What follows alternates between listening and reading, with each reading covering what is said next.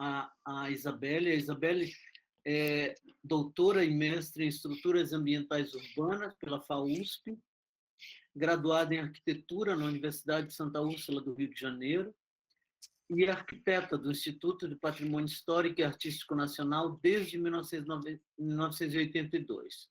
Ela atua nas áreas de patrimônio cultural, em ações políticas de proteção do patrimônio edificado, ambiental urbano e das paisagens culturais, também na reestruturação e conservação de bens imóveis tombados e jardins históricos e na instrução de processos de tombamento, classificação de bens culturais de natureza material.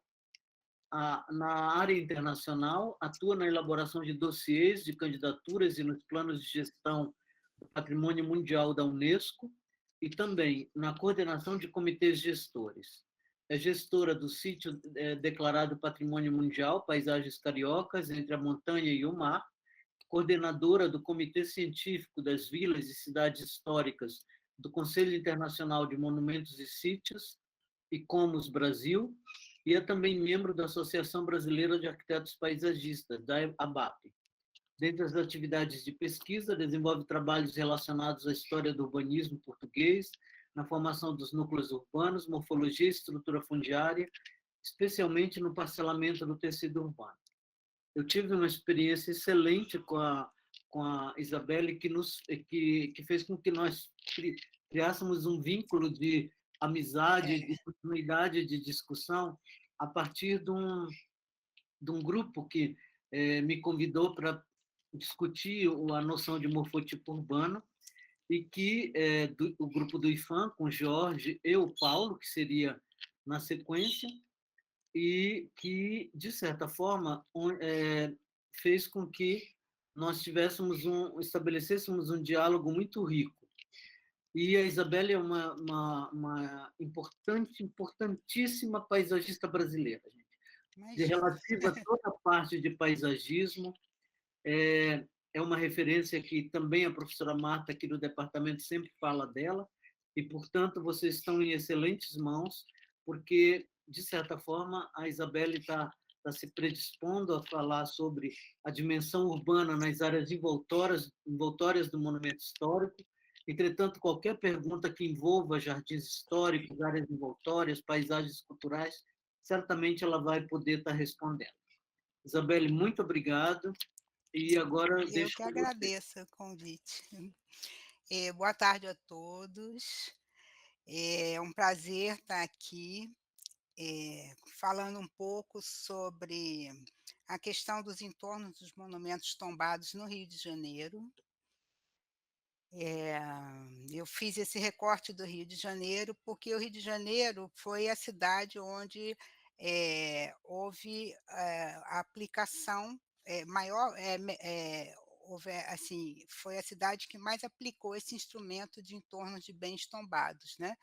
Por ser capital federal na época, né? Depois que passou para Brasília, depois de 1960, mas e por esse motivo a prefeitura do Rio foi sempre uma prefeitura muito forte, né? Porque ela vem desde o Distrito Federal e então ela tem assim pessoas muito qualificadas e que sempre trabalharam em conjunto com o IFAM, né? Bom, esse é um tema bastante amplo, né? Eu acho que até a minha apresentação ficou muito gigantesca. Quando vocês estiverem cansados, vocês falem. E se quiserem fazer alguma pergunta, pode perguntar, porque eu não perco o fio da meada, não, porque eu já sou acostumada com esse assunto. Bom, o Rio de Janeiro é uma cidade que não é uma cidade histórica como outra qualquer, né? Uma cidade como outra qualquer. Uma cidade especial, por quê? Né? Porque ele está num sítio geográfico de extraordinária beleza, né? Então, os monumentos aqui, eles não são só os monumentos edificados, eles são também os monumentos da paisagem, né? É isso também que diferencia o Rio de Janeiro das outras cidades, né? Bom, o Instituto do Patrimônio Histórico e Artístico Nacional, ele foi criado por meio do Decreto-Lei número 25, em 1937. Né, e então, ele diz que constituem o patrimônio histórico e artístico nacional, né, os bens móveis e imóveis, né, cuja conservação seja de interesse público, pelo seu valor excepcional, né, e então também, eh ele fala que, no artigo 2º, que eu acho que é muito importante, equiparam-se aos bens a que se referem o presente e também são sujeitos ao tombamento os monumentos naturais, bem como os sítios e paisagens que importe conservar e proteger pela feição notável, com que tenham sido dotados pela natureza humana, né.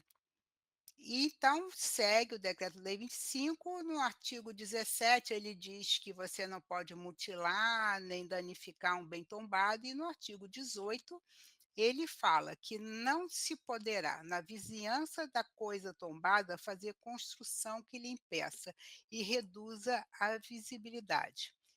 Nem colocar anúncios e cartazes, né, e então é, é nesse ponto, é o artigo 18 realmente que dá o suporte, toda a ação de preservação dos entornos dos bens tombados no IFAM, né.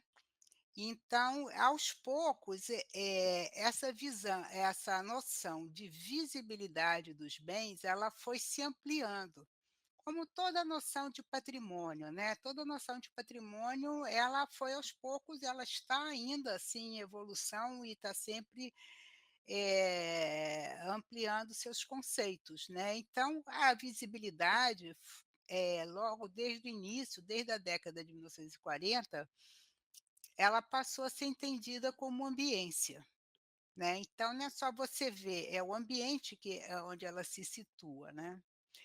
E pra assim, essa questão da visibilidade, ela se aplica nos bens culturais isolados, né, os monumentos isolados, os conjuntos arquitetônicos, conjuntos urbanos, nas cidades históricas, nos jardins históricos e nos bens de natureza paisagística, né. E tem uma questão que eu considero bastante importante, que é a questão de como esses critérios eles são propostos, né. Então, você tem uma forma de intervir na visibilidade e ambiência desses bens em áreas em processo de formação. Outra maneira, áreas que já estão se consolidando, né, já estão em processo de consolidação. E outras em áreas que já estão realmente consolidadas, né. Você não pode pensar em propor normas, né, e aí a gente vai ver vai agora nos exemplos que eu vou mostrar, né, a gente vai ver como essa proteção dos entornos, ela foi se dando. Aqui é o Centro Histórico do Rio de Janeiro, eu acho por volta de 1885, né, é uma foto extremamente interessante, né, que você vê que existia realmente um centro histórico, né. Existia realmente um centro histórico, não sei se vocês veem meu mouse, aqui é o Porto, né, o Paço Imperial, O aqui mouse as dá para igrejas ver, da viu, então pode hã? Tá dá para vendo ver o o mouse. mouse? Sim, sim. Não? Sim. Tá? Ah, então, aqui é a Sé, né, a Praça 15, que era o núcleo, né, o Convento do Carmo, o Paço Imperial, aqui é outra igreja de São José, né, então a gente vê o centro histórico que realmente, hoje você perdeu a leitura dele de centro histórico justamente porque tem diversos edifícios, né, misturados no mesmo, né. Então, o que que são os entornos, né? Os entornos são instrumentos de preservação dos bens, né, cuja delimitação e critério devem ser considerados nessa relação que existe entre eles, né. E depende realmente de uma atribuição de valores, né. Todo bem tombado, ele é decorrente de uma atribuição de valor, né, e são sempre construções históricas e socialmente determinadas, né. Eh, e além de você ter esse trabalho de pensar quais são os valores e o que você realmente quer preservar, envolve também, a participação de diferentes agentes da sociedade, né, porque você vai propor legislação, né, e toda a legislação urbana você tem esse conflito de interesses, né. E esses conflitos são provenientes da limitação do direito de propriedade, né, de construir. Então, se você tem uma casa próxima a um bem tombado, se você for construir um prédio, o IPHAN vai falar assim: "Não, não dá", então você limita o direito de construção, né, você limita o direito dele, né. E aí surgem realmente os grandes conflitos, né. E o importante realmente, né, que, sejam feitas normas claras, né, que auxilie nesse diálogo com a sociedade e com os governos, né, e tentar buscar esse equilíbrio, né, entre as restrições e as orientações para salvaguardar o nosso patrimônio, né. Bom, então durante essa história, essa trajetória do IPHAN desde 1937, primeiro você pensou a visibilidade, né, com o valor que é a o valor na época, né, é pensada como monumentalidade e excepcionalidade. Então você tombava os bens que realmente eles eram considerados monumentos e eles eram excepcionais, né. Depois de 1940, 1960, começou-se a pensar realmente, como você vai preservar esse entorno, as áreas próximas a esses monumentos, né. Então, começou-se a discutir com os proprietários de imóveis e com a prefeitura, esse realmente, a preservação de bens culturais, né, elas podem intervir no planejamento urbano, podem intervir, né, no direito, né, da pessoa construir ou não, né. Depois teve um grande movimento, né, na década de 1970, 80, né, que foi a busca da qualidade urbana nas cidades, né. Por quê? Porque começou o processo de verticalização e muitos problemas, passaram a acontecer. A gente vai tratar agora, daqui a pouco vai tratar bem desse assunto, né. Então, por quê? As pessoas começaram a perder sua qualidade de vida nas cidades, né. E na década de 70, de 80 o IPHAN começou a se estruturar realmente para ter uma norma, né, que regulamentasse esses estudos de entorno, né, essas limitações em torno dos monumentos, né. Então, da década de 1980 a 86, né, começaram os procedimentos internos, né, foi essa estruturação da instituição para colocar em prática, os entornos, né. De 86 a 2003 tem uma rotina, né, e começa a prática institucional. A partir do ano 2000 até mais ou menos 2010, começou-se a pensar nos usos desses monumentos e nos contextos, que se eles você pensava não só como monumento, né, mas também qual era a finalidade, né, a finalidade desses bens tombados, como é que estava interferindo na vida da sociedade, né. E no período atual, então, a gente pensa muito na paisagens, nas territoriedades, né. E então você vê essa diferenciação, né, que vai acontecer. Com relação à normatização no IPHAN, eu cito a portaria, 29 de 1974, que ela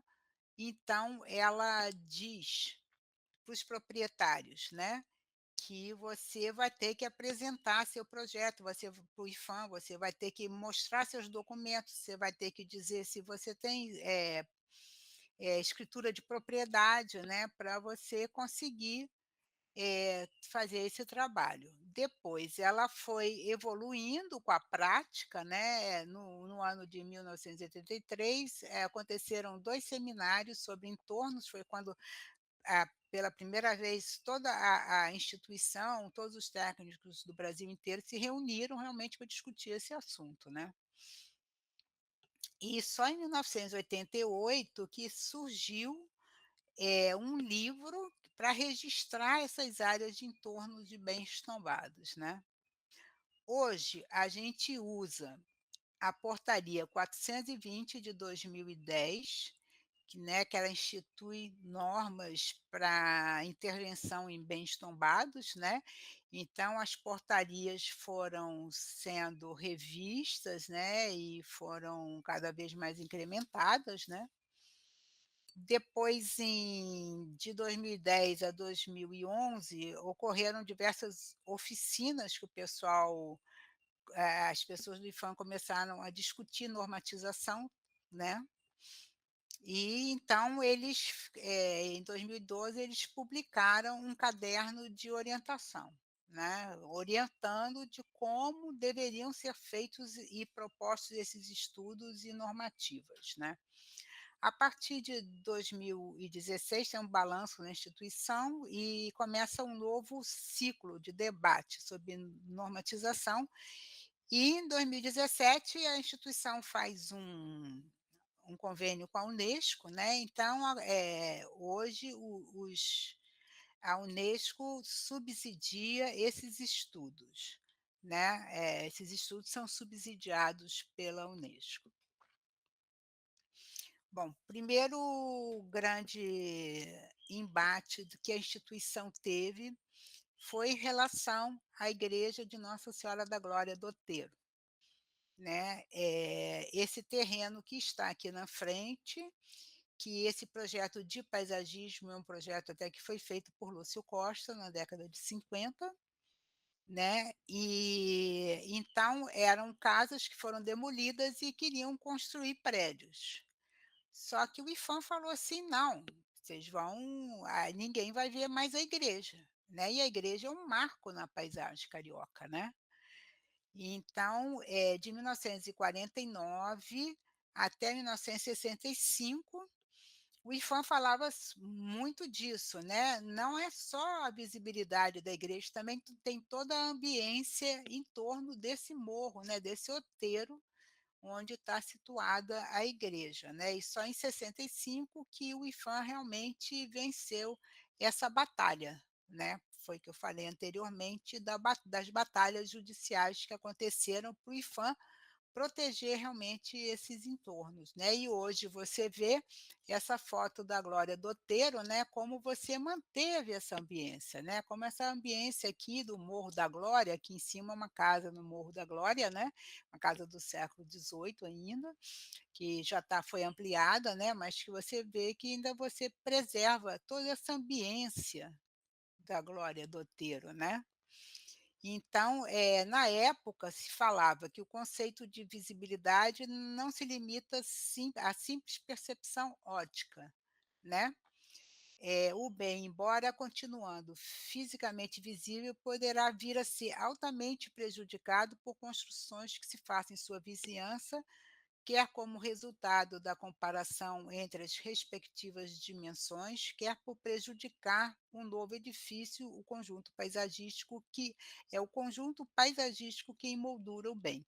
Então essa noção também de conjunto paisagístico, ela vai aparecer muito nessa questão do Morro da Glória, né. Então o que eu estava falando, o Rio de Janeiro, né, o Rio de Janeiro, ele se destacou no cenário nacional com relação ao entorno dos monumentos, né. Então, nenhuma outra cidade brasileira existe tantos bens tombados e em áreas tão valorizadas economicamente. A pressão era muito grande, né, a pressão econômica muito grande, né. Então, já desde a década de 60 que surgiram as primeiras críticas sobre a qualidade do ambiente urbano que estava sendo produzida, né.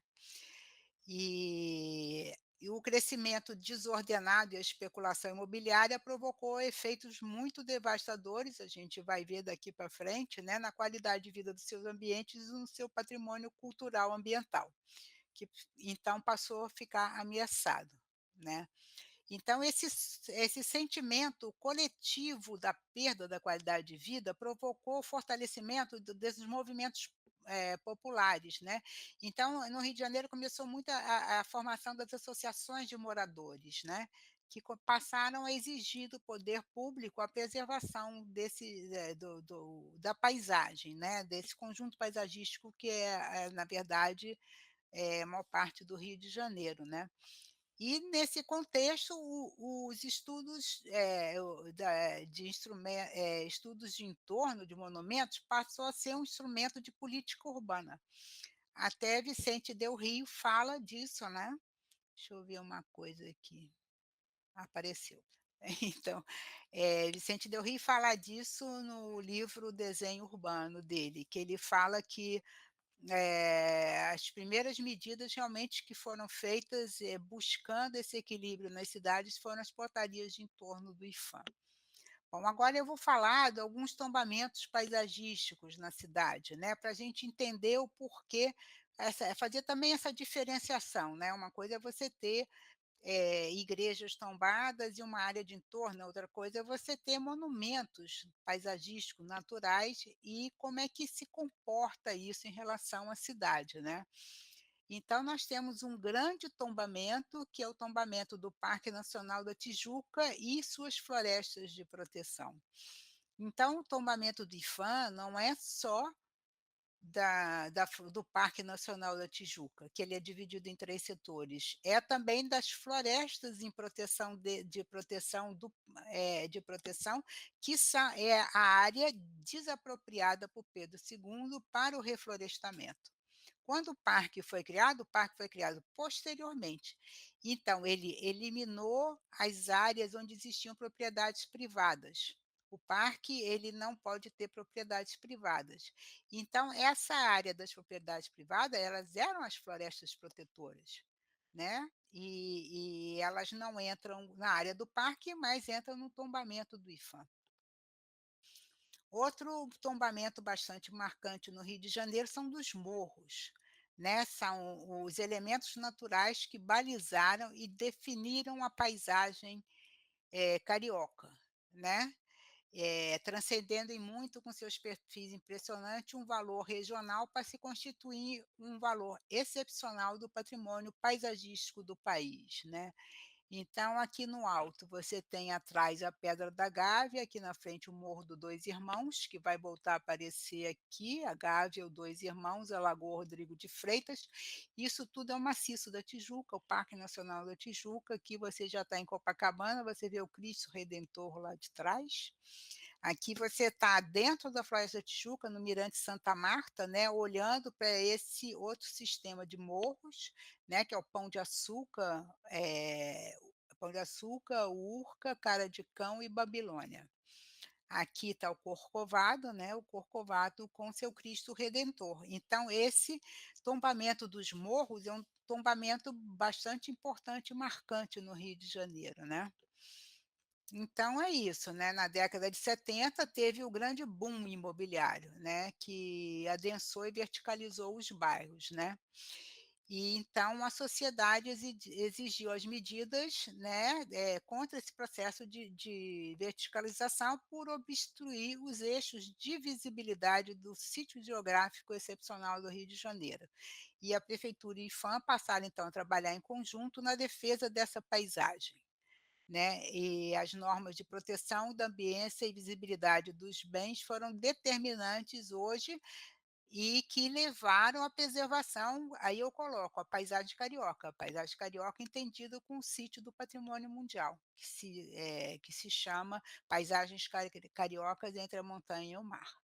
Então, a ambiência nesse momento ela é entendida como a qualidade ambiental e paisagística.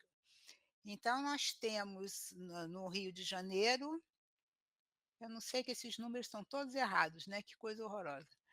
Então, é 6 exemplos, né, que eu vou apresentar, não sei por que ele está assim.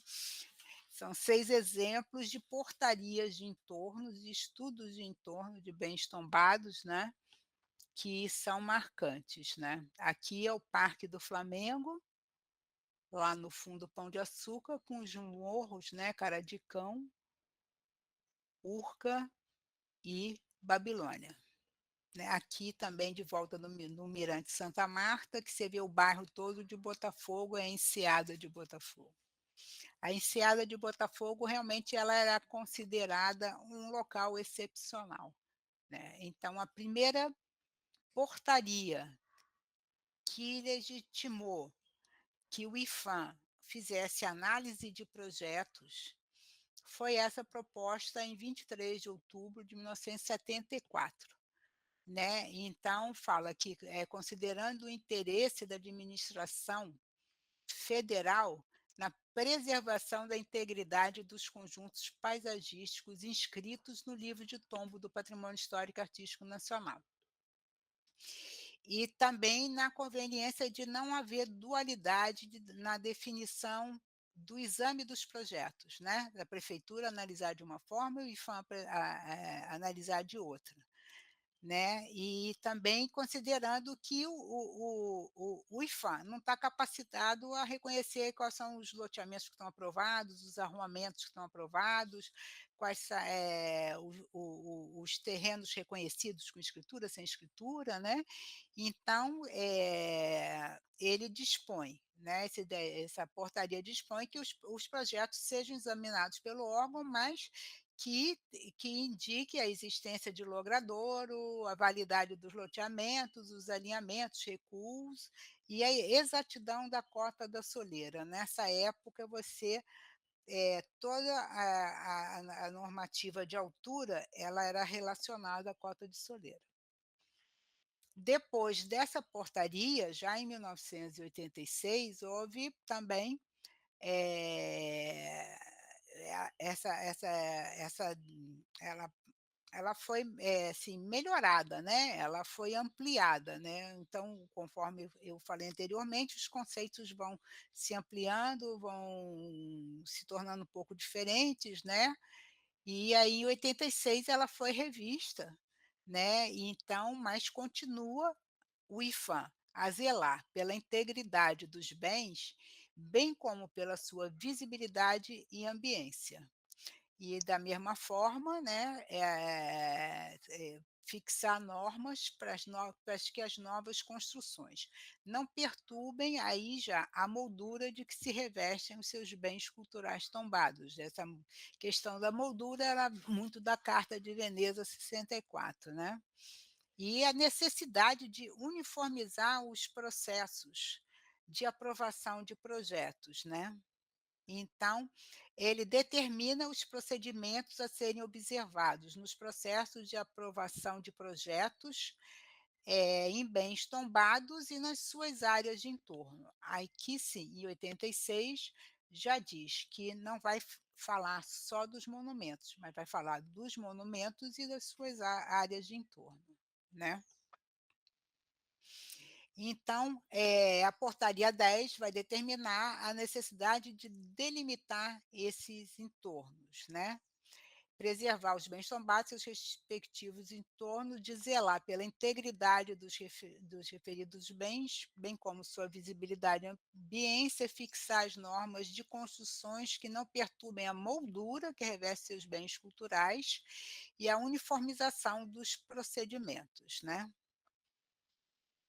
Então esses estudos de entorno, eles passaram a ser, considerado em uma escala maior, né, então ele incluía, estudos do contexto histórico e paisagístico, das relações, do entorno, né, com o bem, né, e muitas vezes, assim, começou a se pensar justamente nesses critérios que eram adotados pela instituição, mas de uma forma que não eram só os arquitetos, né, aí passou a incluir historiadores, geógrafos, né, e outros saberes, né, nessas decisões. E hoje a gente é regido pela Portaria 420, né. E a Portaria 420, ela dispõe sobre os procedimentos, de concessão de autorização para a realização das intervenções em bens tombados edificados e nas respectivas áreas de entorno, né. Ele passa também a zelar pela integridade dos referidos bens, bem como a sua visibilidade e ambiência. Então esse conceito continua ainda, né, continua ainda sendo repetido, né, em todas essas portarias. Agora, elas estabelecem, disposições não só para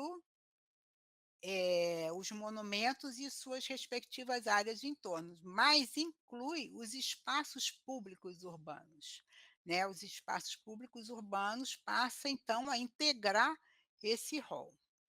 Bom, vamos começar pelo primeiro, né, grande estudo de entorno que foi feito, né, que é dos bairros da Urca e pega uma parte voltada para Copacabana, né. Então, foi isso, no final da década de 60, início da década de 70, essa área daqui, aqui é o Pão de Açúcar, o Morro Cara de Cão, e aqui é a Fortaleza de São João. E então os militares construíram um edifício aqui na Fortaleza de São João e isso foi muito mal, as pessoas realmente, né, falassem: "Ele está prejudicando muito essa paisagem, né, ele está indo contra a preservação dessa paisagem". Esse edifício realmente ele foi um dos primeiros a instigar, né, instigar essas ações que foram posteriores às ações de preservação, né, dos entornos, dos bens paisagísticos, né, dessa situação como um todo, né. Aqui a gente vê uma situação em 1850, a cidade sendo aterrada.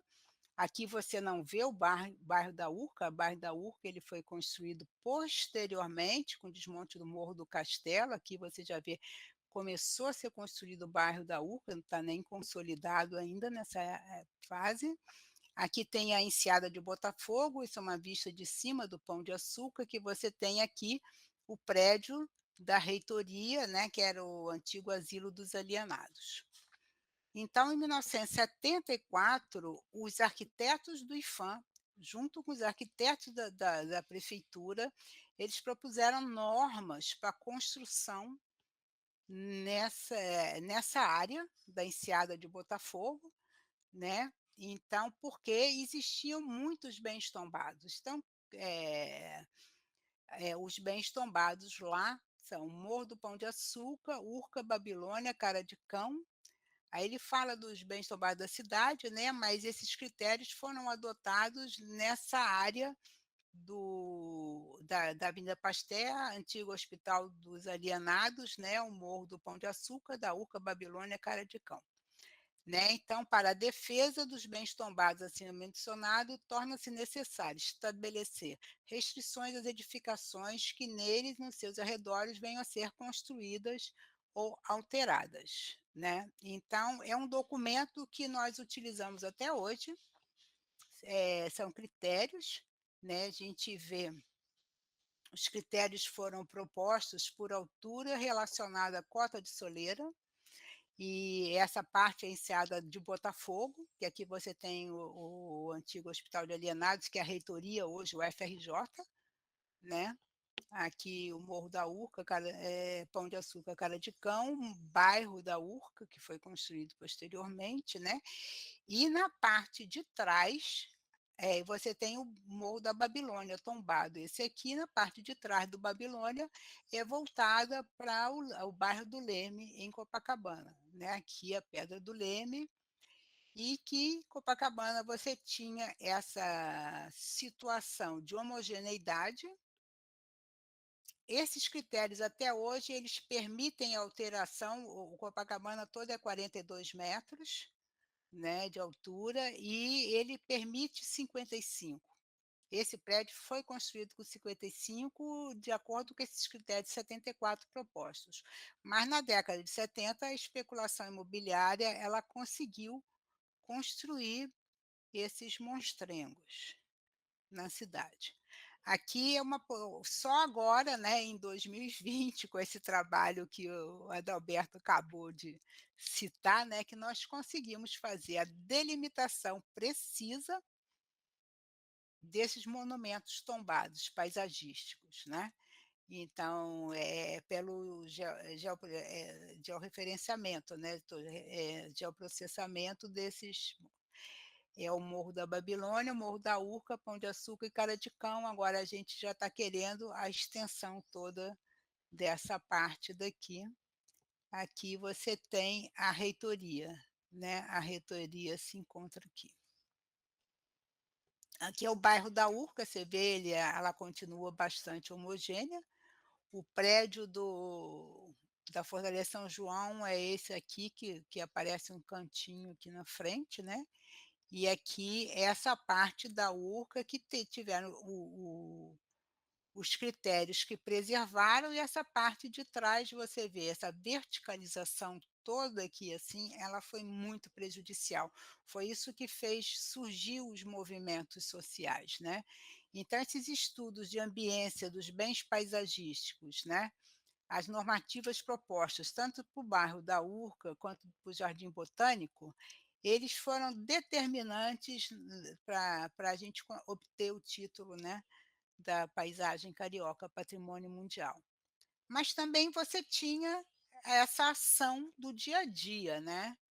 E aqui é o Palácio do Catete, né, na Rua do Catete, era a sede da Presidência da República, depois se transformou em museu, que tem ainda, guarda em frente, um casario muito importante, né. E uma das primeiras normas realmente foi para a instalação de engenhos de publicidade, né. E elas são válidas até hoje, desde 1977 já tem um estudo para a revisão desses critérios, mas que ainda não foi realmente implantado. A outra área a receber, já na década de 80, um estudo especial, né, foi essa área do bairro da Glória, aqui do Outeiro, né, Nossa Senhora da Glória do Outeiro, se estendendo até essa região, que aqui você tem o passeio público e os Arcos da Lapa. Bom, aqui está um aerofotogramétrico, né, do Google Earth, né, o Outeiro da Glória está aqui, o Parque do Flamengo, essa daqui é a Praça Paris, aqui você tem o passeio público, que é um bem tombado nacional, você tem os aquedutos da Lapa, né, os Arcos da Lapa, bem tombado nacional, você tem o Convento de Santa Teresa, o Convento de Santa Teresa você está vendo aqui, né, o aqueduto da Lapa, Santa Teresa, aqui está o passeio público, e aqui está o Asilo São Cornélio, em péssimo estado de conservação. Né, e você também tem aqui a igreja Nossa Senhora do Carmo da Lapa, né. E ela está aqui nesse cantinho. Você tem esses monumentos tombados e você, então, fez uma norma, né, uma norma de preservação dessa área. Eu até, assim, acho legal, assim, que vocês vejam como a gente trabalhava. Não é nem muito tempo, né, é na década de 80, mas olha os instrumentos, né, a gente tinha esses aéreos fotogramétricos que a gente ia tirando umas xeroxes, ia tirando e a gente ia desenhando em cima deles, né. E esses estudos foram muito feitos através da prefeitura. Como a prefeitura marcava isso? Através de PAs, que são, planos altimétricos, e PAL, projetos de daqui a pouquinho eu me lembro. Então, eles marcavam como seria a altura Projeto de do alinhamento. projeto de alinhamento, obrigada. De alinhamentos. Então marcavam as alturas em relação à soleira, né, e esse estudo aqui é um estudo da prefeitura. E o IPHAN, então, pegou o estudo da prefeitura e começou a fazer a sua proposta, né, e foi apresentado nesse primeiro seminário de entorno de bens tombados do IPHAN, que aconteceu em 83, o segundo também foi em 83. Então essa foi a primeira proposta que foi feita, buscando os 38 metros a partir do nível médio do mar, né, toda essa área aqui fronteira.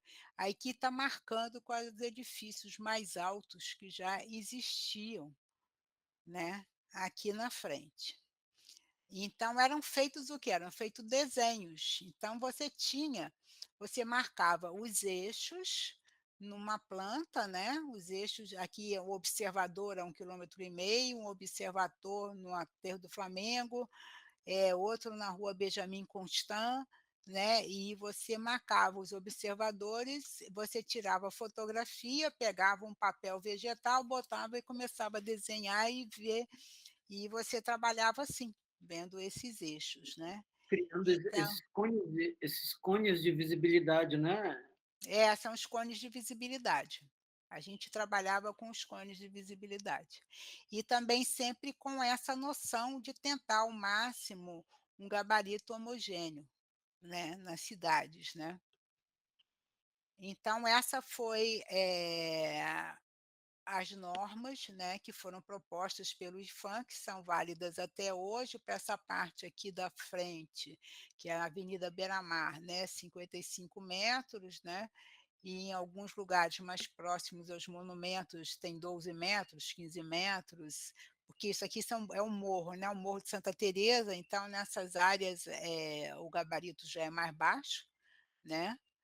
Então, o que resultou dos estudos da prefeitura junto com o IPHAN, né. Bom, então, resultou nessa portaria, que é a portaria 8 de 1980, né. Então, os bens são a casa na Rua do Catete, número 6, o Asilo São Cornélio, a igreja de Nossa Senhora da Glória do Outeiro, compreendendo o conjunto arquitetônico e paisagístico do morro em que fica situada. Isso é importante, depois nós vamos voltar, a gente vai chegar lá nessa questão do conjunto paisagístico do morro.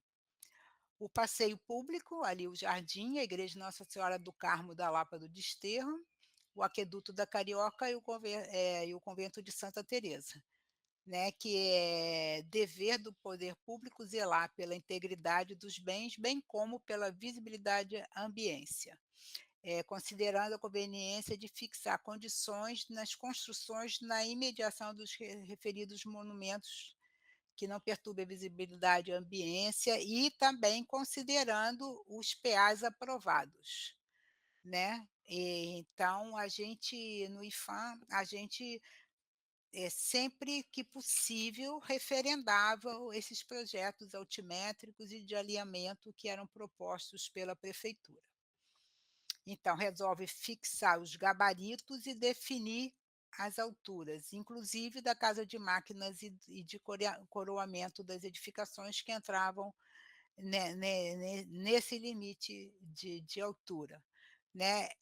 Então eu quero mostrar que nessa época você limitava única e exclusivamente as alturas, você não definia volumetria nem taxa de ocupação, né. Aí você tem novamente o bairro da Glória, né, você tá o Outeiro da Glória vem para cá, aqui atrás do um dos monumentos do Pracinha, o que essas normas resultaram, né, é o resultado dessas normas. Depois, a outra área importante da cidade, né, foi da área do Jardim Botânico, que pega o Jardim Botânico, o Jardim Botânico propriamente dito, né, que é um bem tombado nacional, a Penédia do Corcovado e o Parque Lage, né. Aconteceram, essa área, teve 3 portarias de entorno. A primeira portaria de entorno, né, Quando começou no bairro do Jardim Botânico a aparecerem prédios muito altos, então eram prédios de 18 pavimentos, eles voltaram a ser apenas 6 pavimentos, né, mas era uma portaria que ditava apenas a altura das edificações. Depois teve a portaria 1 de 85, né, que ampliou essa área do entorno desses bens tombados, né, e que também passou a considerar outros fatores. E o que acontece? As tipologias edilícias, elas vão se modificando. Então, antigamente, você tinha os pavimentos e na cobertura você tinha casa de máquina, caixa de elevador, essas coisas todas. Depois, as coberturas passaram a se integrar aos apartamentos do último andar, né. E depois as coberturas passaram a ser apartamentos individuais. E depois, mas sempre com uma área menor, mais restrita, né, do que dos outros pavimentos, por isso um pavimento de cobertura.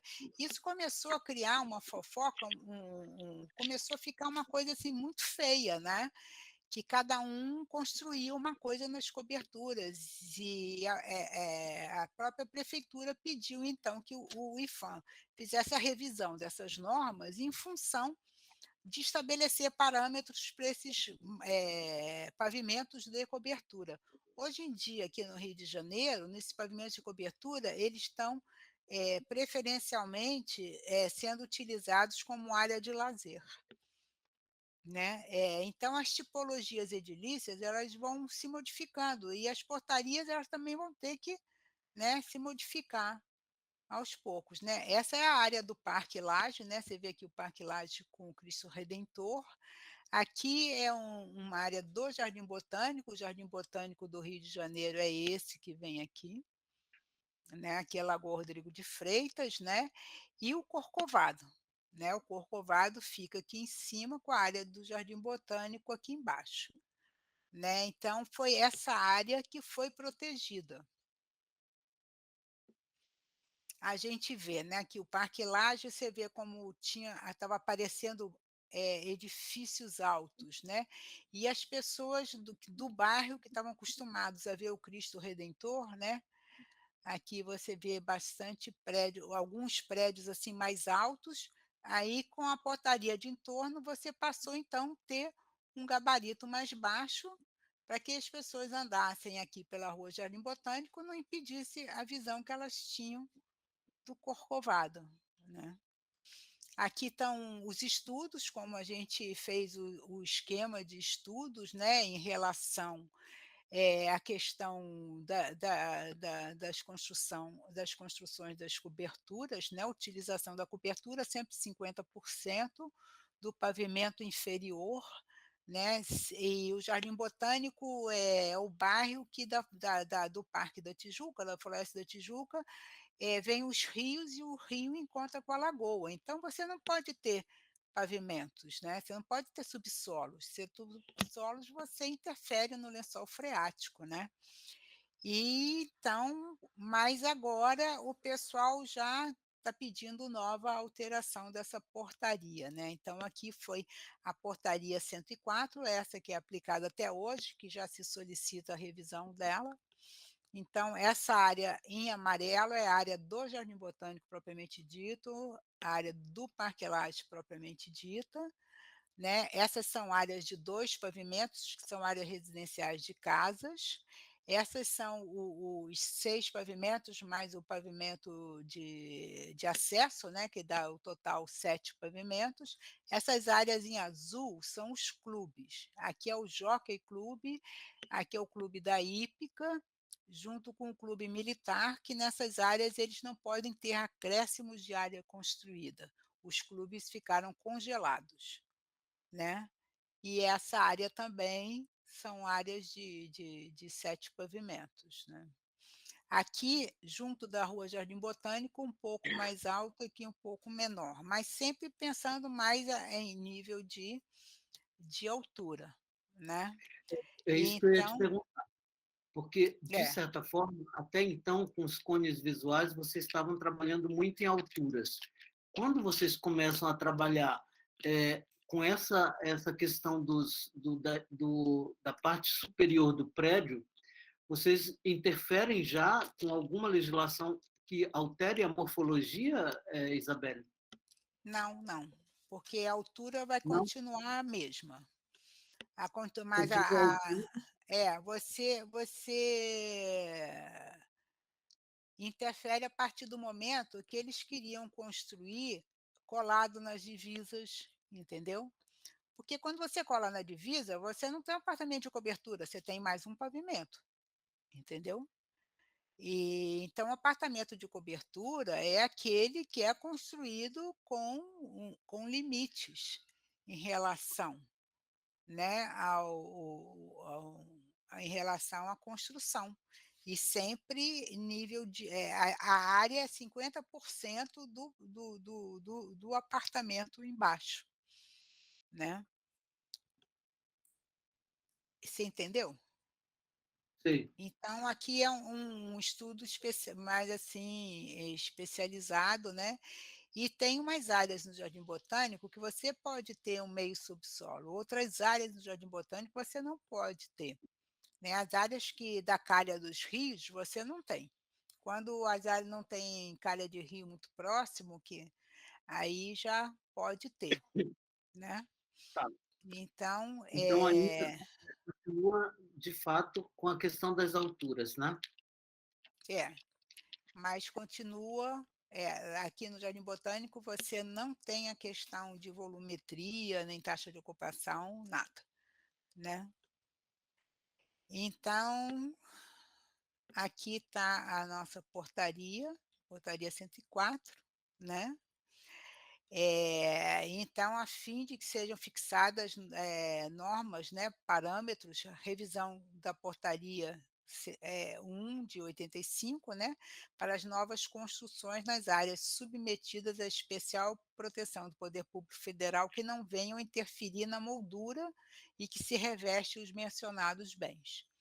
Então, você já tem, né, uma mudança, né, uma mudança na forma como você trata, né, esses entornos. Aí já não está mais a ambiência e visibilidade.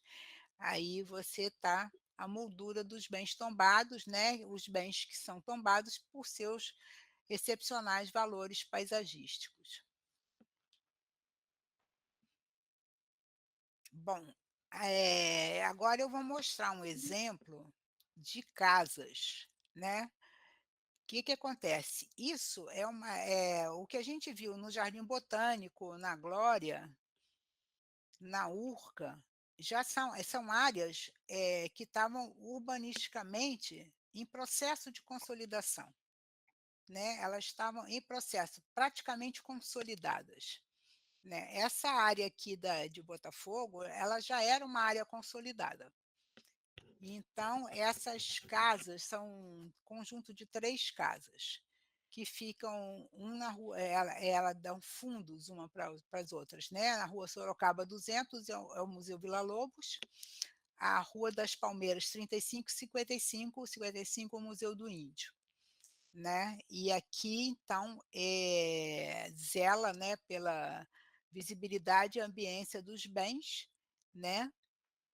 E o que acontece? Como já era uma área já consolidada, você tem um entorno muito pequeno, que se reduz a uns 4, 5 prédios para um lado, 4, 5 prédios para o outro. Você vê que aqui estão as casas, e esse prédio aqui já era enorme ao lado dos bens tombados, aqui é o Museu do Índio, né. E então você criou uma área muito pequena de entorno desses bens, porque você já tinha essa área bastante consolidada, né, em E aí Botafogo. vocês, criam esse retângulo de proteção? Eu não consegui desenhar esse retângulo assim, tinha que virar ele um pouco, né. Aí eu não Mas sabia não, virar um não, pouco ele. Ele sim, vem aqui assim, né, ele vem assim, ó, aqui mas assim, você ele tem uma tinha que parte estar da cidade com proteção, né? Não é um círculo de 300 metros, por exemplo. não, aí a gente vai chegar no círculo. Então Ah, eu tá. vou chegar no círculo. Mas esse é, assim, eu acho que um dos grandes desafios que nós temos é esse bem tombado, que é o bem tombado Floresta de Proteção e Parque Nacional da Tijuca. Nessa linha mais fina, é o Parque Nacional Tijuca. Então, o Parque Nacional Tijuca, como eu falei, são 4 setores ou 3, porque esses são juntos, né.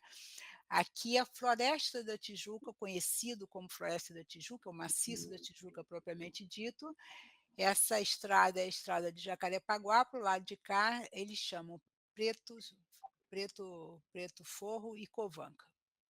Aqui é o maciço da Carioca, onde você tem o Corcovado, né, o Cristo Redentor está aqui, e aqui é o setor Pedra da Gávea e Pedra Bonita. Essa área aqui é o bairro de São Conrado, e você tem embaixo a Joatinga, que é um contraforte do maciço da Tijuca. Aqui você tem a Pedra do Itaiangá, que é um contraforte, e você tem a Joatinga também. No tombamento original, até ia botar a planta, eu esqueci. Essa área, ela entrava como área tombada, porque essa área tombada é pela cota.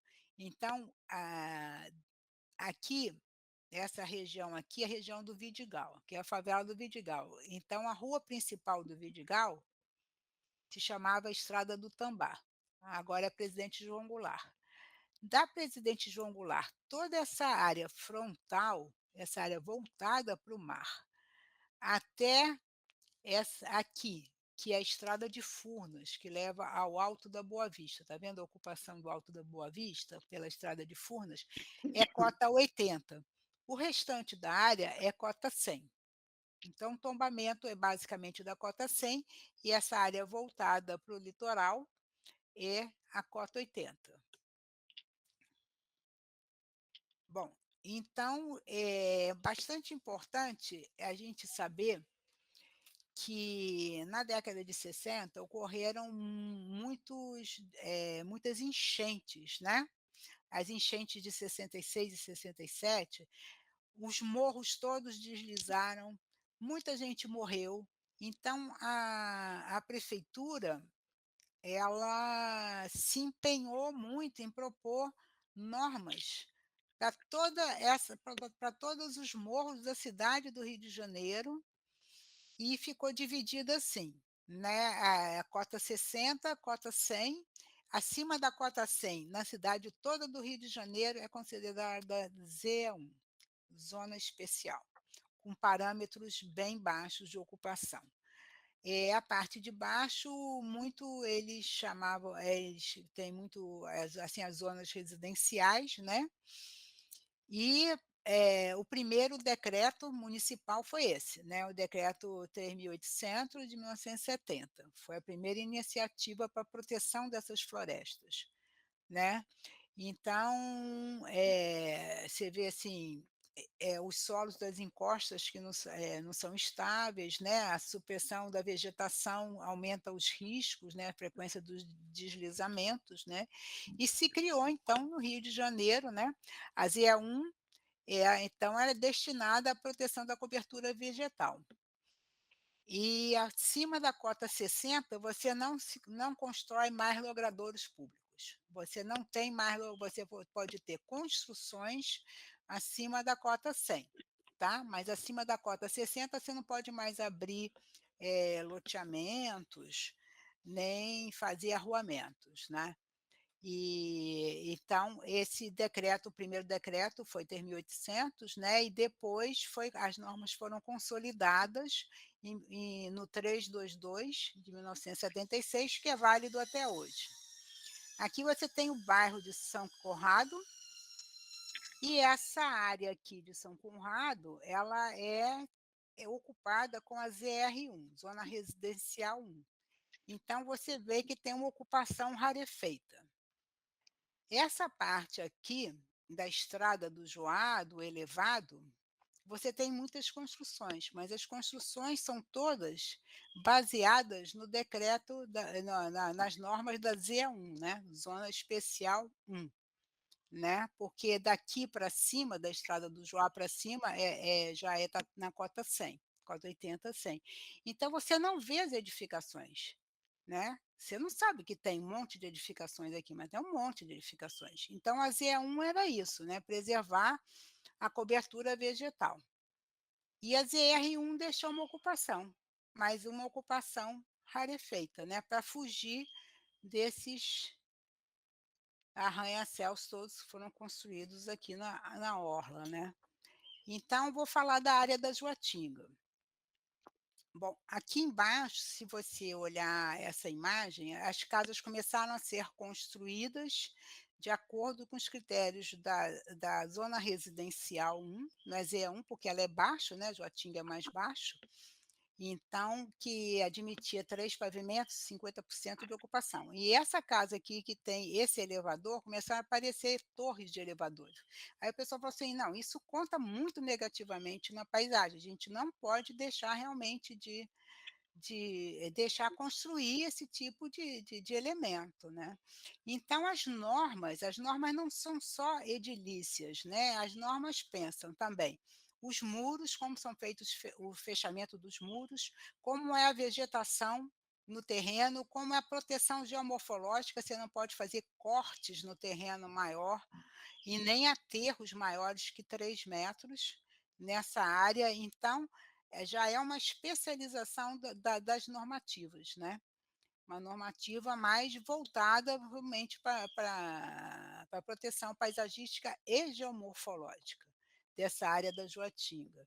Bom, esse proprietário muito indignado com o embargo que ele recebeu, que ele foi embargado tanto pela prefeitura quanto pelo IPHAN, ele fez um processo e pediu a revisão da norma, dizendo que não, essa área aqui não pertence às florestas de proteção, porque aqui você tem um talveg, né, então aqui desce as florestas de proteção, essa área é uma área de encosta da Pedra da Gávea, e isso aqui já seria um outro elemento geográfico, né, então não estaria incluído nas áreas das florestas de proteção que segue a cota 80. Aqui é mais ou menos a cota 80, aqui mais ou menos a cota 100. Mas ele pediu a exclusão e o Conselho Consultivo do IPHAN, então, excluiu a Joatinga dessa área das florestas de proteção, e hoje a Joatinga ela é considerada área de entorno das florestas de proteção. Então acho que só no Rio de Janeiro você tem isso, né. Aqui a proposta da exclusão da Joatinga, essa área porque anteriormente, se você acompanhar essa linha que é a Estrada do Joá, você entrava pela Joatinga, incluía a Joatinga, pela cota 80, né. Ui, vou voltar. Aí, aqui a Pedra da Gávea, e o proprietário então pediu essa exclusão e ele foi excluído. Só que as normas, elas passaram a ser elas continuaram sendo as mesmas. Porque na reunião do conselho consultivo, né, re-ratifica a área, mas as normas para construções na Joatinga, elas passaram a ser compatíveis, as mesmas que eram adotadas na ZE1. Só que abaixo da cota 80 entrou então os critérios da zona residencial 1. Né, então as dimensões mínimas, assim, você tem a testada mínima de 50 metros, né, uma área os lotes, se houver parcelamento, a área mínima dos parcelamentos são lotes de 10.000 metros quadrados, né, então, então, assim, marquises, muros de frente, de divisa, as muralhas, os muros de arrimo, os desmontes, exploração de todo gênero, arruamento, parcelamento. Então, todos esses condicionantes, eles passaram a ser também observados pelo IPHAN.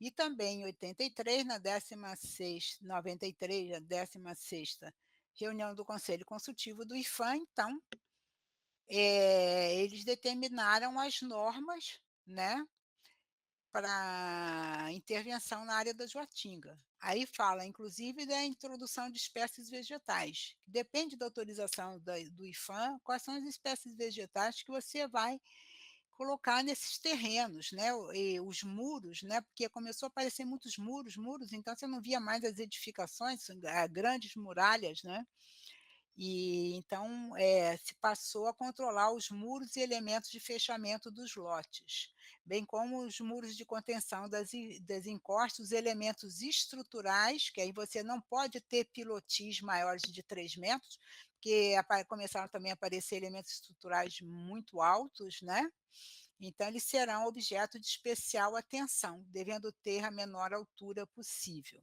E não serão permitidos cortes e aterros superiores a 3 metros, né. E para evitar a construção de platôs e as rampas de acesso para chegar a essas edificações. E, então, o georreferenciamento, né, essa planta georreferenciada só foi feito em 2020, né, foi esse trabalho que a gente realizou, e que então aparece aqui a Pedra do Itaiangá e não aparece mais a Joatinga excluída. Bom, então agora nós vamos para o centro do Rio de Janeiro. O centro do Rio de Janeiro, ele tem um número enorme de bens tombados, mas só uma área dele, que é essa área daqui, hoje em dia as pessoas conhecem assim com a área da região portuária, é que possui uma portaria de entorno dos bens tombados. Toda essa área central principal da Praça 15 não tem, né, não tem. Tem nessa área frontal aqui da Glória, né. Bom, e agora eu vou falar para vocês que em 1938 foi inscrito como bem tombado os morros do Distrito Federal, na época Rio de Janeiro, Distrito Federal. Que morros são esses, né? Então, esses morros correspondiam aos morros que abrigavam monumentos históricos e acervos históricos e artísticos, né?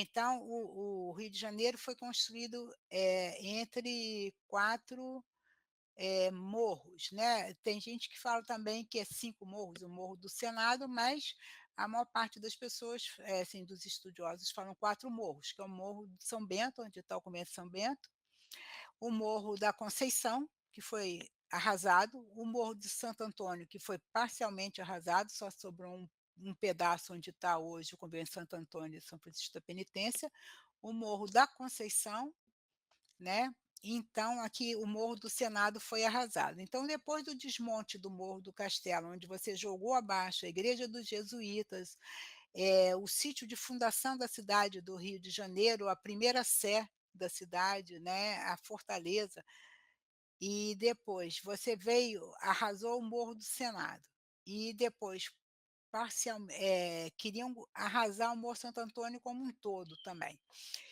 e jogar abaixo o Convento Santo Antônio e São Francisco da Penitência. Então esse tombamento ele foi importante, inclusive para a gente pensar que ali no caso do Outeiro da Glória, que a gente estudou anteriormente, eles falavam no conjunto paisagístico do morro onde está o outeiro, porque também nesse mapa não, a pessoa que fez o mapa não marcou o Outeiro da Glória, mas ele deveria estar aqui marcado também. Então, no Rio de Janeiro, você tem o tombamento paisagístico dos morros que foram cenário da cidade e dos morros históricos da cidade, né? Então, em 86, né, em função essa área que é a área portuária da cidade, existia um projeto dessa via norte-sul, e essa via norte-sul ia botar abaixo uma quantidade enorme do casario século XIX, século XVIII. Aqui é o Morro da Conceição, com a Igreja da Prainha, né. E essa região, ela tem muitos bens tombados, né, que é o Palácio Itamaraty, tem os Jardins do Valongo, o Palácio Episcopal e a Fortaleza da Conceição, elas estão no Morro da Conceição. A igreja de São Francisco da Prainha, que também está com seu adro, né, que também está no Morro da Conceição, a igreja de Santa Rita, Largo de Santa Rita, a Caixa de Amortização, que hoje é o Banco Central, a Rua Marinque Veiga, número 9, que eu acho que já devia ter sido destombado, porque hoje só existe a fachada de um pavimento com um único arco, eu acho que não tem nem mais sentido, que tem um prédio enorme construído junto, e as Docas de Santos, que é a sede do IFAM, o Colégio Pedro II, né.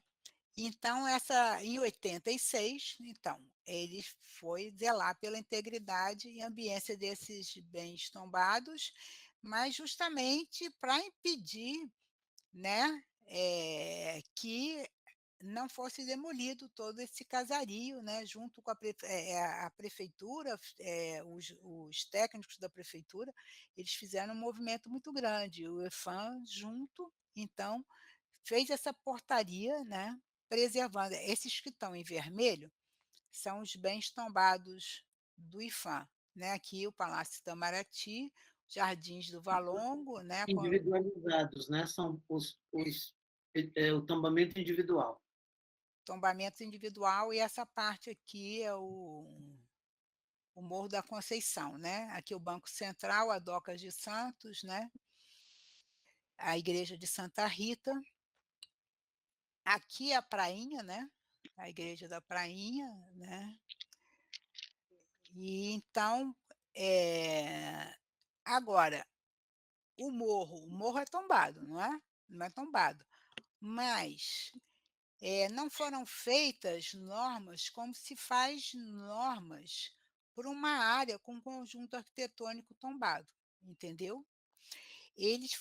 O Morro da Conceição foi tratado, então, como área de entorno desses monumentos que estão incluídos no morro. Por quê? Que nessa época se achava que essa área era muito grande demais para você tratar como área tombada e nem todos os não existia uma homogeneidade no conjunto arquitetônico, tinham muitos que têm valor, século XIX, outros que não tinham valor, né. Então o Morro da Conceição, por si, né, ele foi considerado como uma área de entorno. Então, nessa planta, que foi a planta desenhada lá na superintendência em 86, né, você vê aqui o Palácio Itamaraty, o Colégio Pedro II, que é tombado, a Fortaleza da Conceição, o Palácio Episcopal, né, o Palácio Episcopal, a Fortaleza, e aqui uma visão do casario, ela não é todo homogêneo, né, então ela não foi tombada como não se adotou normas para um conjunto arquitetônico tombado, né, se adotou normas de entorno, né. Aqui a prainha. Bom, e aí depois em 2013, né, esses bens eles, foram acrescentados de outros, né, porque o prédio da Light foi tombada, a estação, central do Brasil foi tombada, né, e então, mas da mesma forma, né, permaneceu, zelar pela preservação da autenticidade e integridade dos bens tombados, bem como sua visibilidade e ambiência, né. Estabelecer os parâmetros para as áreas de entorno dos bens tombados, né. Então foi feito porque a prefeitura mudou sua norma. Por que que foi feita essa revisão? Não só porque foi acrescentado esses novos bens tombados, né, mas também porque, eh, a prefeitura mudou os seus parâmetros e ficou mais flexível, né. Embora tenha uma área de proteção também do ambiente cultural, que são as APACs no Rio de Janeiro, né. Isso seria um assunto extremamente interessante tratar das APACs, né, mas eu não vou conseguir chegar e falar disso tudo, né. Então a área foi ampliada da portaria, incluindo aqui a Central do Brasil, aqui está o Itamaraty, o prédio da Light que foi incluído, né, e foi feita essa última revisão nessa portaria, né. Agora eu vou tratar em 86, né, você tinha o quê? Você tinha uma área em Pedra de Guaratiba que você tinha um monumento tombado, é uma área que ela estava em processo de consolidação, né, a igreja Nossa Senhora do Desterro, Pedra de Guaratiba, bem junto, ela não estava assim hoje essa foto é recente, né, recente que eu digo uns 6 anos atrás, né.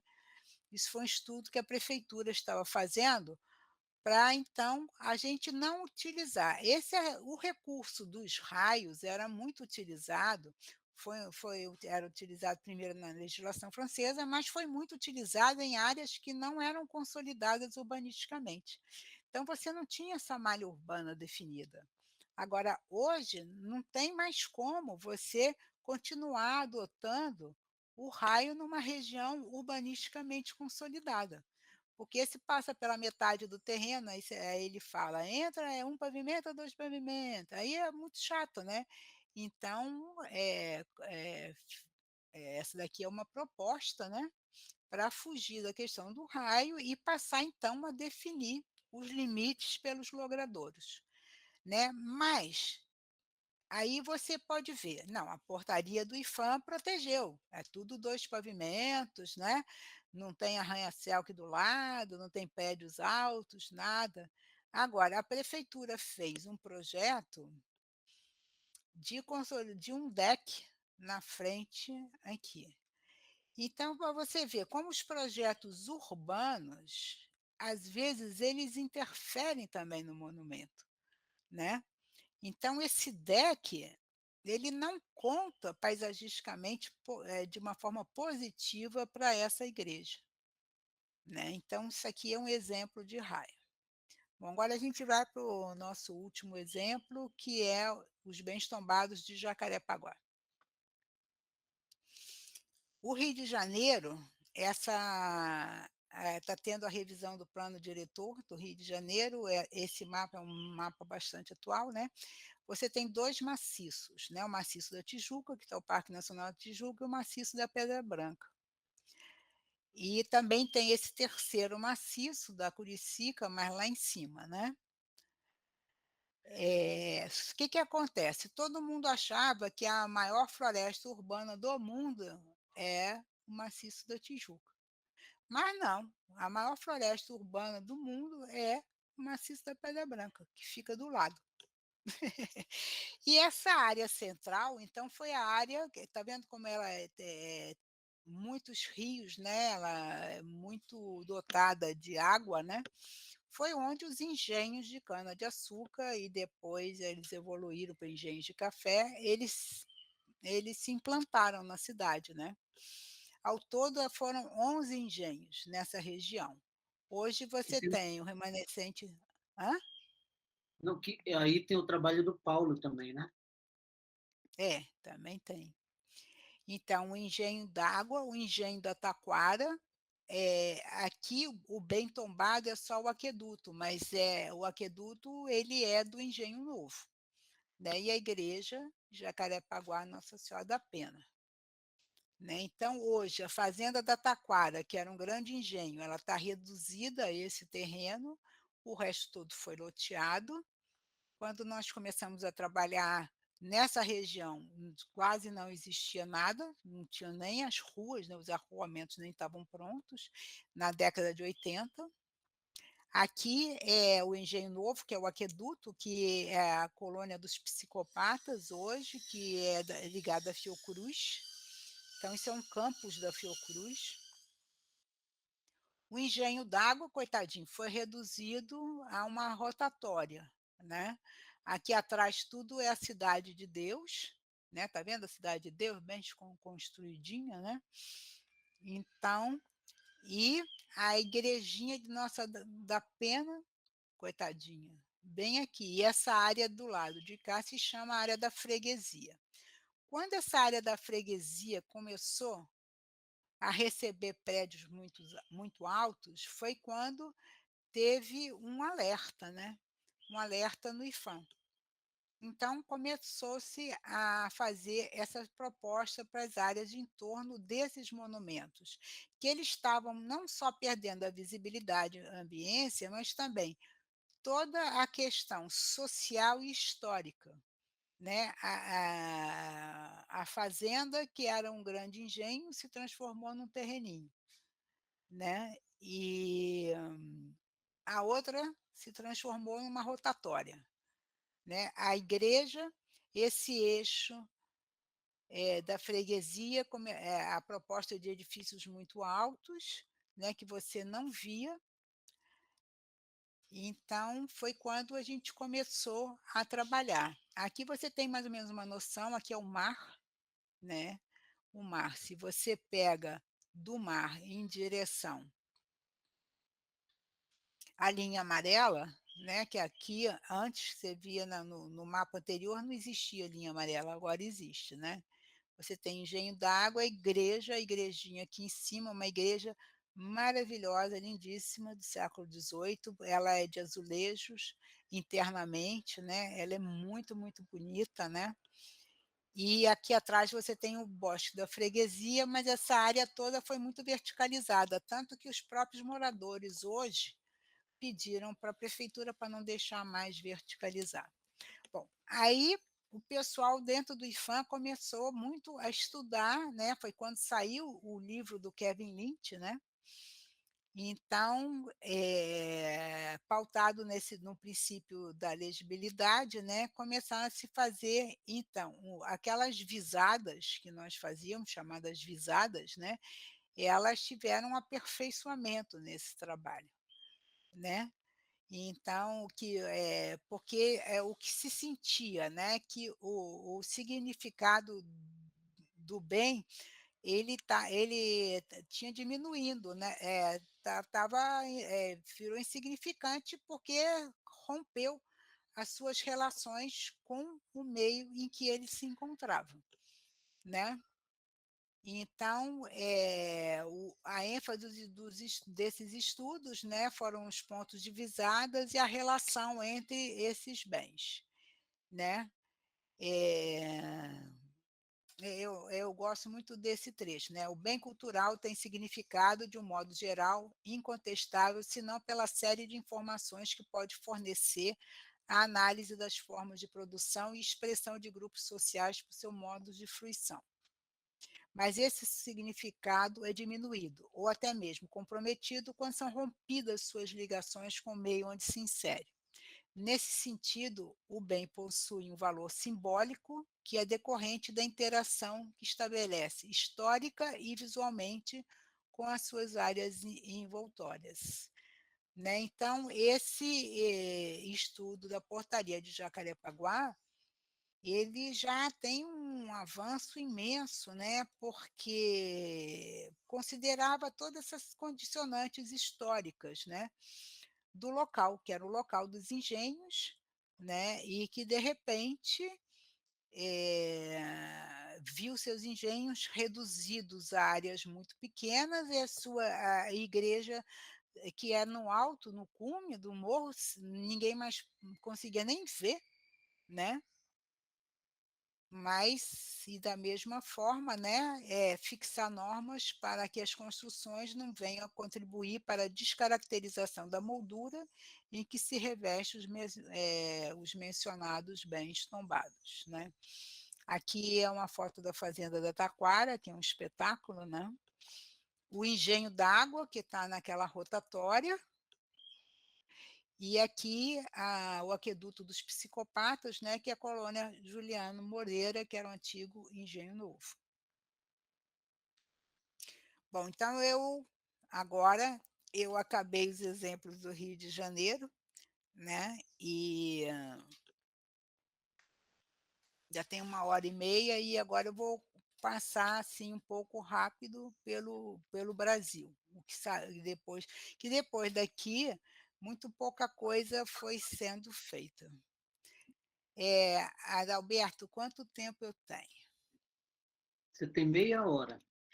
Ah, então dá para a gente passear mais um pouco.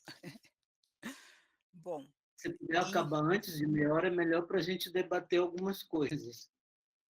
tá bom. Então eu vou tentar chegar até um ponto. Bom, então, as coisas acabaram sendo porque durante muito tempo os estudos de entorno, eles foram muito esquecidos, né, e como eles tinham que passar obrigatoriedade, passar pelo conselho consultivo do IPHAN, e tinha muita gente que queria tombar muito bem, até hoje tem muitos bens que todo mundo quer que seja tombado e o conselho consultivo do IPHAN não consegue analisar tantos pedidos de tombamento e as portarias de entorno ficaram para trás. Então, a partir dessa época, 2004, que começou a separar, né, separar a não obrigatoriedade, né, depois de 2010, né, a não obrigatoriedade de vincular a análises e aprovação ao conselho consultivo, como a gente viu na área da Joatinga, né. Bom, mas, essa questão dos entornos, das normativas, né, ela teve um período bastante importante, né, que foi em 2004, mais ligado a sítio histórico, menos a áreas urbanas, né, mas eu vejo essa questão, esse projeto importante por quê, né, porque os entornos sempre tiveram muitos conflitos, né, então foi uma busca de dirimir os conflitos e suprimir omissões, bem como legitimar e tornar públicos e transparentes os princípios, critérios e as normas de preservação. Por quê, né? Porque nem tudo se transformou, nem todos os estudos se transformaram em portaria, né, e muitos estudos, eles eram feitos internamente no IPHAN e eram aplicados e as pessoas não sabiam, né. Então,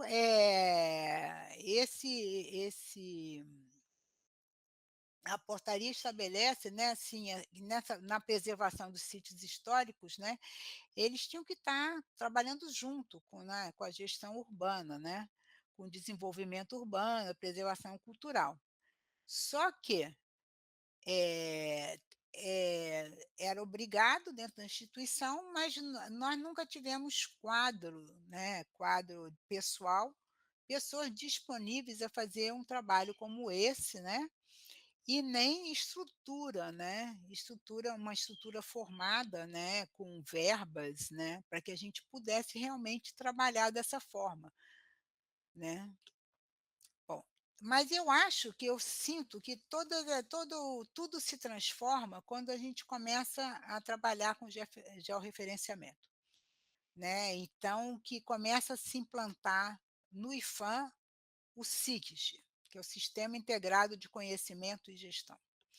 Aí sim, eu acho que as coisas começam a mudar, porque agora você tem base cartográfica, né, documental, para fazer trabalhos mais especializados, né, e que te possibilite, né, conhecimento sobre os territórios, né, e também, análises e sistemação dos dados e das informações, né. Os programas de georreferenciamento passaram a ser uma ferramenta fundamental para a gestão do patrimônio, isso em todos os níveis, né. Só que, assim, dentro da estrutura do IPHAN, só em 2009, na estrutura regimental, é que, se legitima, né, que se define a competência em elaborar norma de regulamentação das ações de preservação e, no item 4, elaborar normas e procedimentos para a regulamentação das ações de preservação do patrimônio cultural protegido pela União, orientando as partes envolvidas. Só nessa em 2009, né, é que entra realmente como, sendo obrigação da instituição, legitimando a elaboração de normas e procedimentos, entendeu? Que anteriormente não estava na estrutura regimental. A gente elaborava, fazia, trabalhava, mas pela necessidade em si, né. Bom, então eu já falei anteriormente da Portaria 420, que é de intervenção, né, que normatiza as intervenções em bens tombados, que a gente utiliza até hoje. Nesse contexto, né, foram propostos, assim, foram feitas muitos debates, né.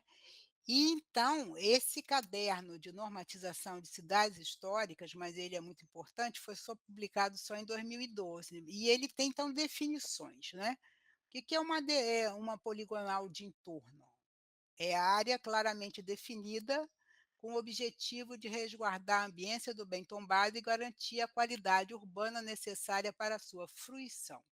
Aí entra, então, essa palavra fruição no vocabulário da instituição.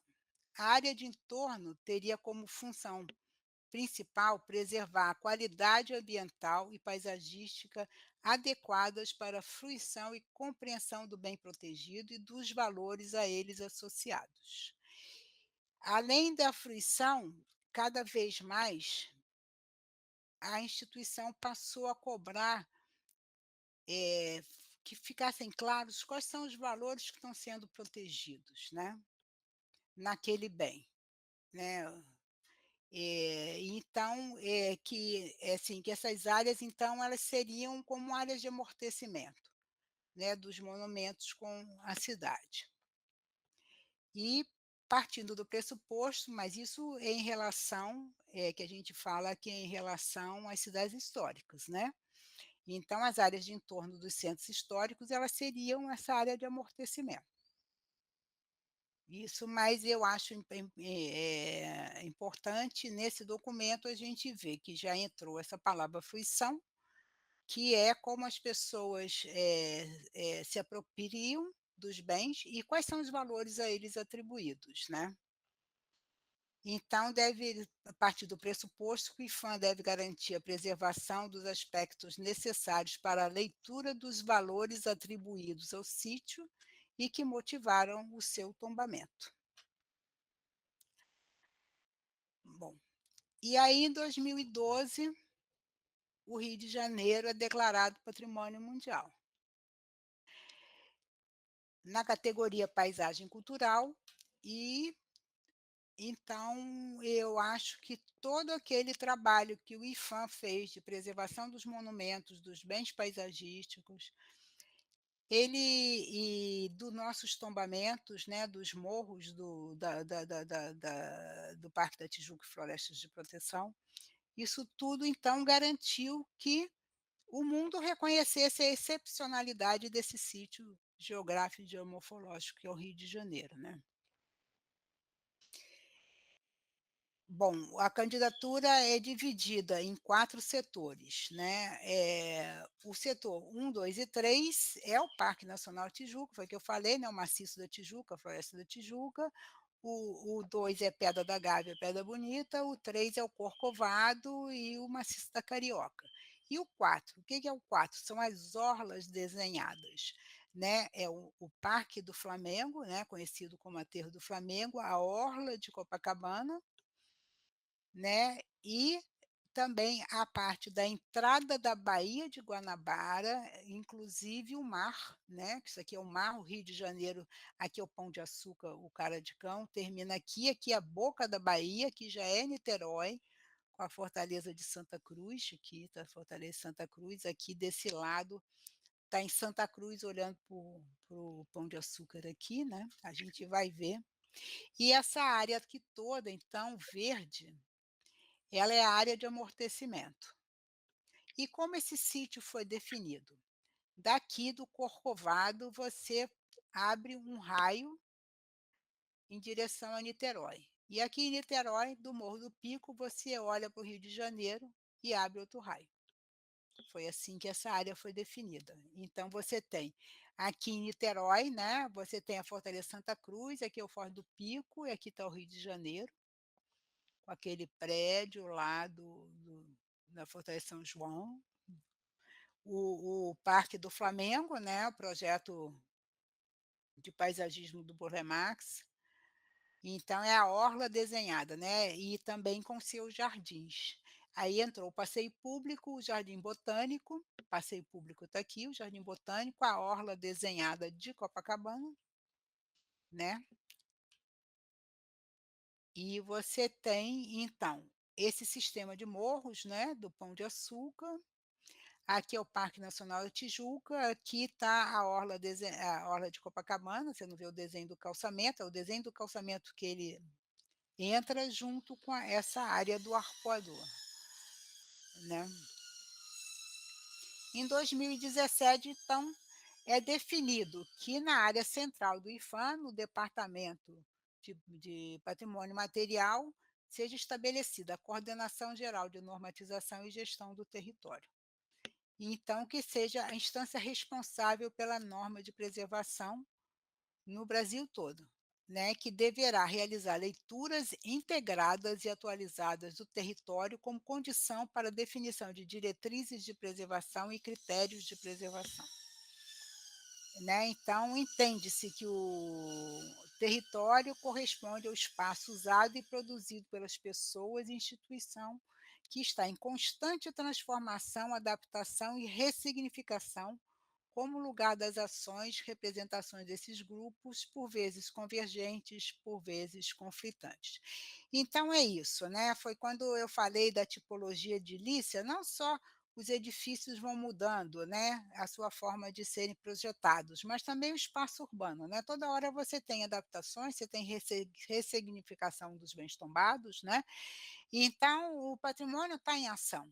E a gente não pode, trabalhar como se ele tivesse congelado, não, porque ele está em ação. Então são leituras integradas e atualizadas com o território, né, e são essa definição. E nisso foi feito um contrato com a Unesco que,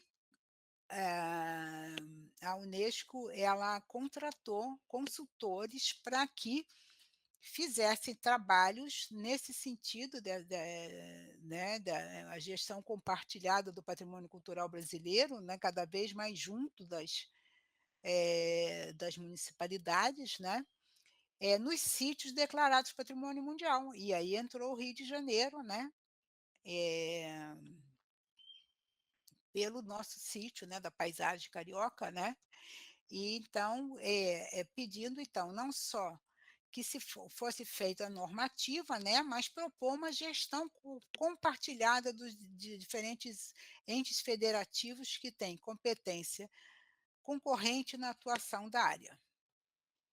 Bom, aí o Rio de Janeiro, então, propôs a revisão das portarias da Joatinga, do Jardim Botânico e das áreas de Jacarepaguá. Aqui é o mapa do sítio, né, então seria Jardim Botânico, Joatinga e Jacarepaguá, né. E foi contratado então, né, então teve esse um documento técnico contendo a sistematização e análise dos instrumentos normativos que existem, os critérios que são adotados nessas áreas, né, e para propor então novas portarias específicas e sempre visando, né, essa cada vez mais estreitar os laços, né, com a secretaria com o município, né, Secretaria Municipal de Urbanismo, as áreas de proteção ambiental, né, e produzindo mapeamentos e cartografias. Eu mostrei para vocês, né, só em 2020 que a gente conseguiu mapear o que era o tombamento dos morros do Rio de Janeiro, né, a parte toda das florestas de proteção, nada disso existia, né. E o nosso consultor então, Antônio Ruelas, né, ele foi uma pessoa que ele se empenhou muito, né, em fazer, assim, um levantamento exaustivo da paisagem carioca, né. E ele era um excelente cartógrafo, né, produziu muita coisa, né, e o trabalho dele, então, tinha uma conceituação bastante forte, né, buscar as narrativas da paisagem, né, concretizar os conceitos de paisagem e utilizar a paisagem como protagonista, né, como paradigma, né. E propor uma metodologia de análise, diagnóstico e do planejamento, aí sempre pensando em reconhecer o território, né, e as transformações por que passa esse território, né. E então atualizando as portarias. Então, ele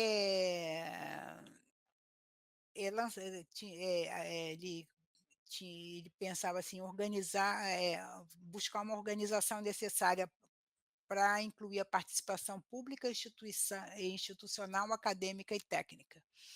Consolidar iniciativas tecnológicas por meio de instrumentos, indicadores e estruturas para estruturar as tomadas de decisões, né. E falava muito, então, dessa complexidade dinâmica, ecológica, sistêmica e se referindo à última recomendação da Unesco, né, que foi de 2011, que foi da paisagem histórica urbana, que busca essa visão holística e ecossistêmica, né. Então foram feitas diversas oficinas com esses técnicos todos, junto com o comitê gestor do Rio de Janeiro, que eu sou a gestora do sítio, né. A gente já tinha, essa equipe formada com todos os órgãos de patrimônio, né, estadual, municipal, inclusive o exército, a marinha, todo mundo participava e então para ele foi bom, porque ele já encontrou essa estrutura de gestão compartilhada montada por causa do sítio do patrimônio mundial, né. Ele produziu muitos mapas, né, de solo, vegetação, geomorfologia, fez propostas de normativas, né.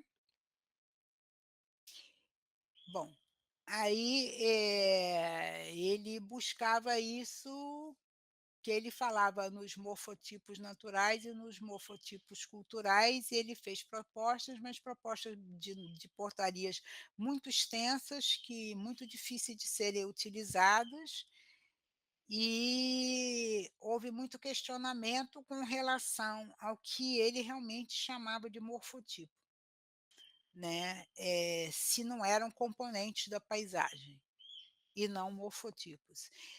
Então foi um trabalho que ele produziu muito material, um trabalho muito importante, que ele trabalhou com uma equipe junto, esse trabalho conjunto é sempre muito importante, muitas discussões, inclusive o professor Alberto participou de muitas, mas o trabalho não está concluído. E nesse meio tempo, em 2018, né, institui-se a política de patrimônio material, do IPHAN, né, e então se coloca uma outra definição para o entorno do bem tombado, que é o entendimento aplicável ao patrimônio cultural material, uma poligonal definida pelo IPHAN para garantir a visibilidade e ambiência do bem tombado, que tem como dispositivo ordenador do Estado, da propriedade privada, nos bens pertencentes também à União, os Estados e municípios, impondo condicionantes que devem guardar relação com a visibilidade e ambiência do bem tombado. Acho que não avançou muito não, mas em todos os casos. Bom, então concluindo, né, após o tombamento de um bem cultural, o IPHAN assume a responsabilidade sobre a preservação das características que motivaram a sua proteção, né. Então, também é preciso levar em consideração os espaços urbanos, rurais, né, e os bens que estão sempre em constante transformações, né, e essas transformações elas geram pressões, né, de distintas naturezas, né. Então, para a gente viabilizar, fazer uma análise crítica comparativa dos diversos pontos de visadas, do bem, da paisagem, avaliar esses diversos, o maior número de critérios possíveis de proteção, né? Realizar realmente esses levantamentos exaustivos, né? Então, e também tem outros aspectos que são os estudos volumétricos e ocupacionais, os estudos de impacto de vizinhança e uso, os ensaios de massa verde, estudos de densidade ocupacional, compatibilidade dos usos, inserção de higiene de publicidade, os impactos de trânsito de veículos nos bens tombados, inserção no entorno na área tombada. Então, todas essas análises vão permitir critérios de proteção claros e precisos, né? Então, para não ficar mais à mercê de estudos pontuais e, às vezes, insuficientes, né? Então, as normas de preservação, elas auxiliam o IFAM no diálogo com a sociedade e com os governos locais, né? E então, é isso, né? Aqui é uma bibliografia mínima, né, mínima, uma bibliografia mínima que eu utilizei, né, que eu recomendo, e o IFAM publicou um caderno que é em torno dos bens tombados, isso se vocês entrarem no site do IFAM, está disponibilizado por meio de PDF. E tem 2 teses de doutorado da Karina, que trabalha com a gente, né, inclusive estava nesse grupo, né, e também, a tese dela é em torno de bens culturais, reflexões sobre os processos de identificação e gestão. E da Márcia Santana, da Cidade Monumento à Cidade Documento. A norma de preservação, ela é professora da Universidade da Bahia. Gente, é isso. Isabelle, Deixa eu ver muitíssimo se obrigado. eu volto para a apresentação. Voltei. Ótimo. Eu já coloquei, inclusive, o material do IFAM que você estava falando disponibilizado em PDF. Muitíssimo obrigado. E agora eu abro para os alunos. Gente, alguém tem alguma consideração, alguma pergunta? Você vai ver que eles são. Oi, gente. Tem que quebrar o gelo aí. Então, então eu vou quebrar o primeiro gelo. Uma das coisas que eu acho importante é que, primeiro, você mostra um trabalho exaustivo de leitura, né, Isabelle? Isto é, não é somente o bem tombado, mas também uma leitura desse bem nas suas camadas de tempo, né? Como eles vão se alterando, como eles vão assumindo significados. Em alguns momentos, vocês, a partir daí, se mostra como os critérios de visibilidade e ambiência predominam, e que pouco a pouco eles vão assumindo uma tridimensão, né, Isabelle? No primeiro momento era um trabalho mais bidimensional, a partir do momento que você cria os cones, as cotas, ele começa a ter uma tridimensionalidade trabalhando um volume, a paisagem enquanto um volume já antrópico e natural, né? E, no último momento, você coloca a entrada da palavra fruição como algo que ressignificou, de certa forma, o trabalho que vocês estavam tendo, colocando algumas questões importantes dentro disso. Professores, ok, Amanda. E você poderia explicar exatamente o que significa essa questão da fruição e como que ela altera, de certa forma, o trabalho que estava em curso? Porque você pensa o monumento com relação ao sentimento da pessoa, entendeu? Porque antes a ênfase toda era no monumento, é a sua monumentalidade, a sua excepcionalidade, que a pessoa esse reconhecimento da. Quando você fala fruição, você passa a considerar o ser humano, a pessoa como a identidade desse monumento só é possível com relação à pessoa, entende? Então, você ressignifica os monumentos a partir da percepção, da percepção das pessoas. E que, de certa forma, altera a própria forma de trabalho, né, Isabelle? Outros parâmetros são incluídos para que essa questão comece a ser valorizada. Né? Com certeza, Adalberto, porque você viu, assim, eu quis citar muitos os PAs e os PALs, como você fazia uma legislação municipal? Você fazia buscando parâmetros morfológicos, né, de homogeneidade, né, a homogeneidade foi, acho que, o primeiro princípio morfológico de elaboração dessa normativa urbana. Né? Depois, a cidade começou a ficar muito compacta e começaram a fechar os espaços livres públicos, né? E começaram a jogar para dentro dos edifícios toda essa complexidade, né? Porque não tinha mais lugar para parar o carro, então o edifício tinha que ter pavimento de uso comum. Então tinha que ter não sei quantos andares de garagem, tinha que ter uma praça para as crianças brincarem, porque o espaço público já não oferecia mais praças, né? Então, e, e como eles eram todos colados na divisa, pensava-se que a aeração seria melhor se eles fossem afastados da divisa. Só que a partir do momento que eles são afastados da divisa, eles crescem em altura.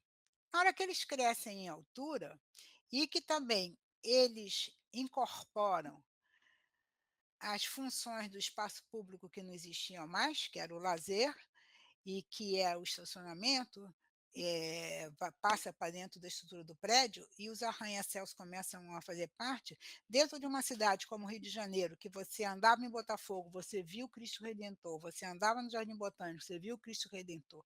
Se você pegar os classificados hoje, no Rio, hoje, você abre o classificado, com vista para o Cristo Redentor, com vista para o Pão de Açúcar, com vista, entendeu? Todos, assim, é uma referência, né. Então o Rio é diferente por isso, porque você tem os marcos paisagísticos. Então E eles fazem parte do cotidiano de vocês, né? De é, vocês e de quem visita, né? é.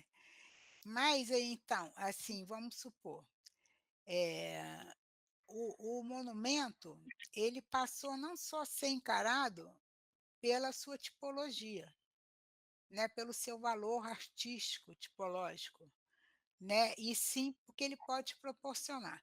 Eu acho muito legal no Rio, assim, hoje a Casa de Rui Barbosa, ela é uma instituição de cultura. Ela tem um museu com a obra de Rui Barbosa e tem uma instituição que trabalha a cultura. Mas tem o jardim. O que é o jardim da Casa de Rui Barbosa hoje? É a praça de Botafogo. Em Botafogo, vocês viram ali, não tem lugar para as crianças brincarem. O Museu Villa-Lobos abre o parque, o jardim para as crianças irem brincar, entendeu? E o Palácio do Catete hoje, então você vai ressignificando os seus monumentos. O Palácio do Catete, o jardim hoje é um dos mais importantes parques, né, da cidade, né. Então, você passa não só ver esse valor, mas como como o ser humano se apropriou dele e como ele reflete na vida das pessoas, entendeu? Como ele reflete na vida das pessoas. E isso que eu acho que é uma questão importante. Gente, Agora deixa eu só, alguém mais tem pergunta? Desculpa, Isabelle.